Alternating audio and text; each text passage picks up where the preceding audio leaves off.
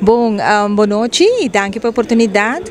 Me te quero como diretor de LVV Aruba, essa aqui está uma tremenda iniciativa. Me tenho de uma elogio na inteira time de LVV, RVO, Angelo, dos fora time que organizei.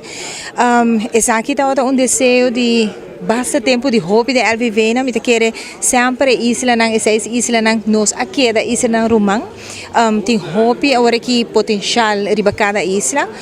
Essa aqui está início de caminho porta largo, pero nós estamos com segurança de comida está virando algo muito importante. Nós estamos aqui, nós se sentimos na Aruba seguro, preço de comida está subi, tem problema com obesidade, pacientes de câncer e ora boa back, hobby viaja eta bols back na local que nós come. Como Aruba, nós estamos probando de estimular o hobby para purba de não somente comer saudável, pero purba de produzir para o mês. Aruba é uma isla, nós está importando 25% de nossa comida. Hobby de visas também fora e isso é algo não somente parte econômico, pero nós que para a gente para o local no mês para tique mais riba na pia, compreender a importância que o setor primário te representa.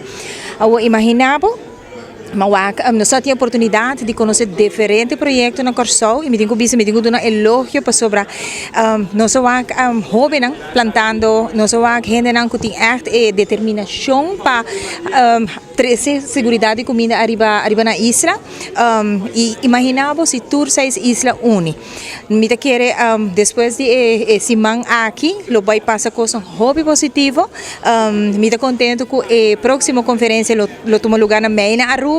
E me quer elobira não somente na Aruba, assim nós lo sigue organizando diferente de outra isla, pois é importante para nós ser de outro. É importante para no momento de qualquer calamidade para nós por suporte outro, pois nós há COVID, nós há agora aqui que tem problema com guerra, então me quer é importante para junto nós chega a um plano realístico, pero que porta duradouro.